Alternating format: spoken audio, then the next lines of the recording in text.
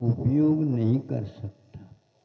है सम्यक दृष्टि, है क्षायक सम्यक दृष्टि, फिर भी यह स्थिति है। भोजन पानी के बारे में भी उसका कोई भी विशेष विवेक नहीं रहता है। इन सब कार्यों को वह करता तो है, लेकिन उसको विवेक नहीं है। इसका सार संभाल माता पिताओं के द्वारा होता है। अब माता पिता उसको एक स्थान तक ले जाना चाहते और अपने कर्तव्य पूर्ण करना चाहते। वह वहीं पर मूर्ता भी है और शौचादिक कार्य भी करता है। आप लोग इसके बारे में गौर करिए, सम्यक दर्शन क्या होता है। उसको आप यदि हाथ नहीं लगाते हैं तो माँ या पिताजी दूसरे नंबर में आते हैं। वो इस कार्य को प्रथमता नहीं दे पाते, क्योंकि उसकी संरचना ही ऐसी है। माँ इसको ऐसे अनदेखी नहीं कर सकती। अपने लिए भी वह उपयोग होता है और उसके लिए भी स्वयं आप समझ करके उसकी वह उपचार विधि करती है। उसको देख करके न रोती है और न ही उसको गौण करती है। इतना बड़ा दायित्व है ये, हम अपने बारे में सोचते रहते हैं। अरे सम्यक दृष्टि, कहाँ चला गया? तुम्हारी दृष्टि कहाँ चली गई? इतना भी विवेक नहीं रहता, रहेगा ही नहीं। उसका उपयोग करने के लिए भी कुछ क्षमता चाहिए, कुछ काल अपेक्षित है। वहां से सम्यक दर्शन लेकर के आया, मान लीजिए उसको तीर्थंकर प्रकृति का बंद करना है। 8 वर्ष अंतर्मुक्त जब तक नहीं होता, आपका सम्यक दर्शन रख लो, कोई काम नहीं करेगा। मुनि बनना चाहते हैं तो भी कम से कम 8 वर्ष अंतर्मुक्त, इसके उपरांत भी और भी अनुबंध है उसके साथ, बाद में आप ले सकेंगे।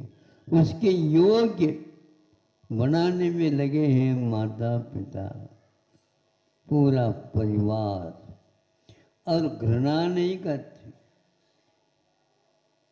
हाथ धोते, पैर धोते, सब कुछ धो धा करके, वस्त्र पहना करके बिठाया और वहाँ मिट्टी में गया, मिट्टी दोनों जेब भर लिया। अब माँ क्या करेगी बताओ? पुनः अपने काम को छोड़ करके, और कोई है ही नहीं,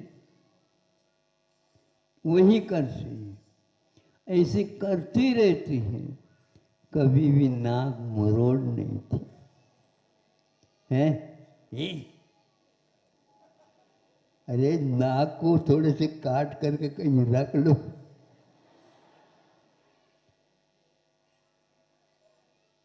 ये यहाँ पर सम्यक दर्शन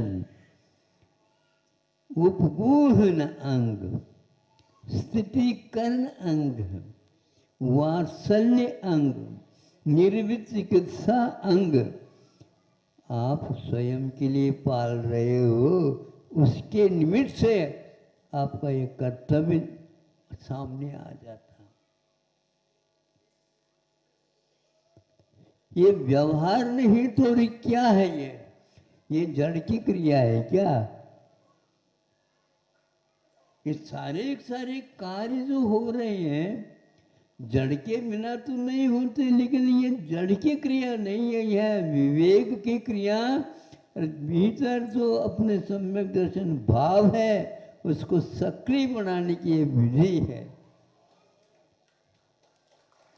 आज स्थिति बहुत बदल गई है। सीधे उसको इतने समय तक अस्पताल में भर्ती कर दो या अनाथ आश्रम में भेज दो, कौन देखेगा? स्वयं नौकरी करने के लग गए। अर्थ की आवश्यकता तो है, लेकिन परमात्मा की रक्षा भी आवश्यक है। इसमें हम दायित्व को भूल रहे हैं। हम भोजन स्वयं नहीं बना सकते, होटल का ले आने खा लो, उसको भी खिला दो। आपका सम्यक दर्शन कैसे सुरक्षित रहेगा? आप आखिर क्या करना चाहते हैं? आप अपने लिए भी क्या सोच रहे हैं? पर की पीड़ा अपनी करुणा की परीक्षा लेती है। अर्थ क्या है इसका?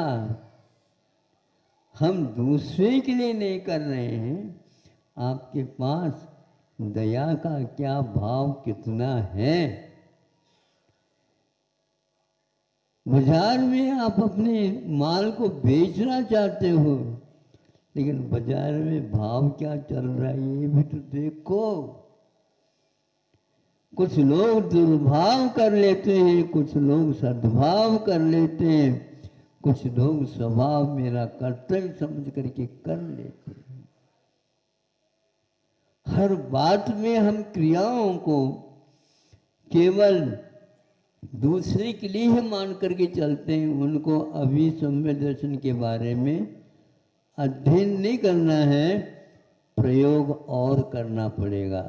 और जब तक उनके प्रयोगों को हम नहीं देखेंगे तो उनको हम नहीं कह सकेंगे आपके पास सम्यक दर्शन है। क्योंकि सम्यक दर्शन ऐसे बलबूते पर नहीं पल सकता। वज्र की काया जैसे उसकी काया है, उसको दुनिया कुछ भी हिला नहीं सकती। पराश्रित होकर के कुछ भी आप करना चाहें तो आचार्य कहते हैं यह आपकी गलत धारणा है सम्यक दर्शन के विषय में। हर बात में आप पर कह करके छोड़ नहीं सकते। पर और स्व इन दोनों के बीच में दायित्व क्या है, इसका अध्ययन आप लोगों को करना चाहिए। माता पिताओं ने जो यह असावधानी या एक प्रकार से औपचारिकता का भी उसको गौन करके अपने कार्य में जो लगे हैं, ये सब गलत है। अपने दृष्टि में या अपनी निगाह में रखना परम आवश्यक है।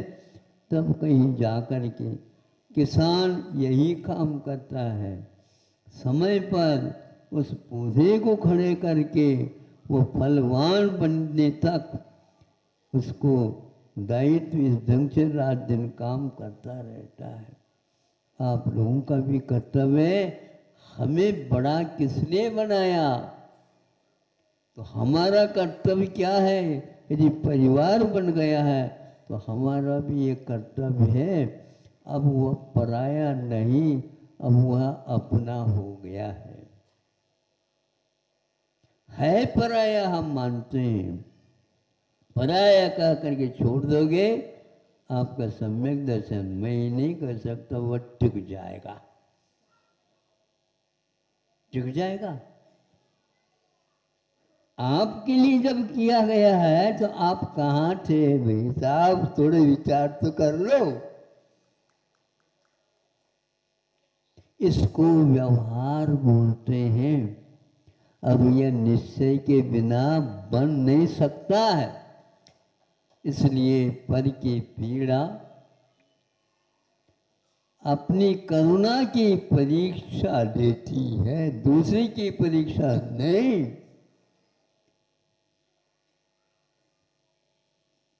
कक्षा के गुरु जी होते और सोचते हैं ये परीक्षा हमारी है, यदि परिणाम इस कक्षा का ठीक नहीं निकलेगा, कौन पढ़ाता है तुमको? यही पढ़ाया। अब आप स्वयं भी सोचो, हमारे गुरु जी उन्होंने तो पढ़ाया है, नाम उनका आ रहा है और हमें सोचना पड़ रहा है। उन्होंने भी ये कहा था कि तुम लगन के साथ, स्थिरता के साथ उसका पालन, लेकिन उससे भी ज्यादा वह देखता रहता है। कैसे देखता रहता है? हमने इसका चित्रण किया, यूं पढ़ रहे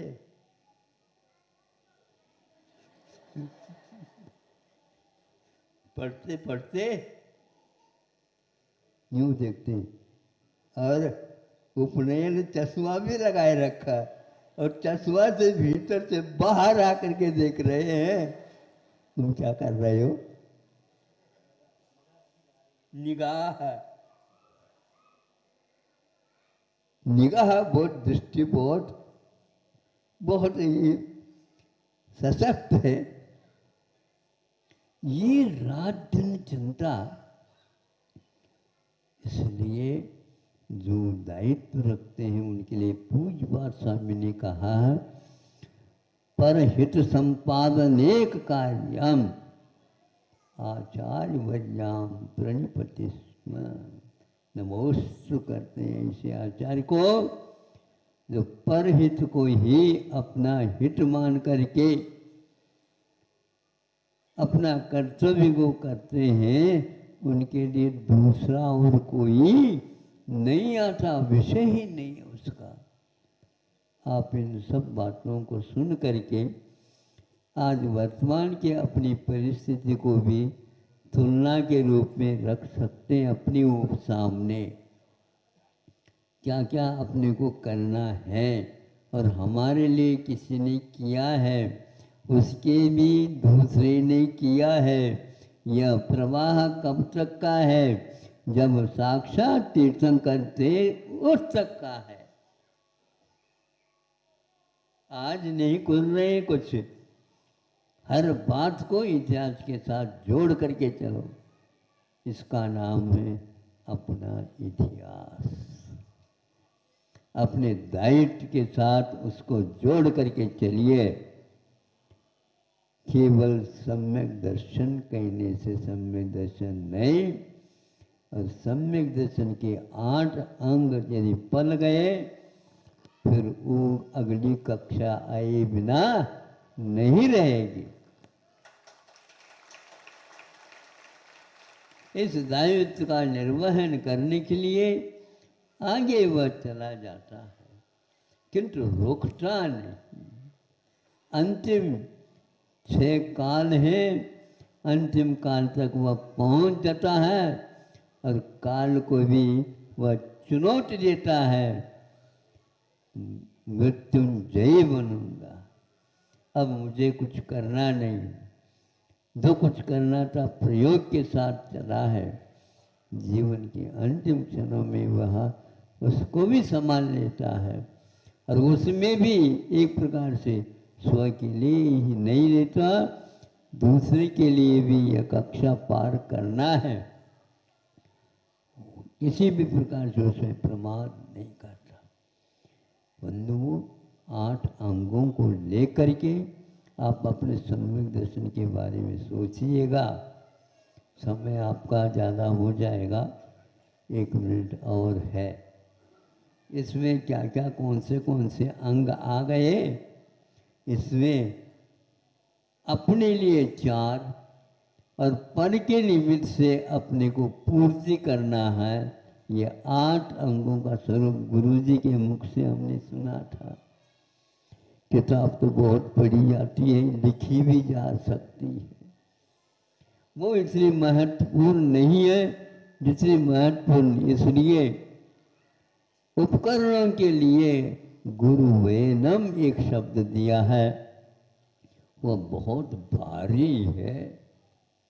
अब धीरे धीरे मालूम पड़ रहा है वो बहुत भारी है, लेकिन फिर भी हम आभारी हैं, हम आभारी। अहिंसा परमो है। जलो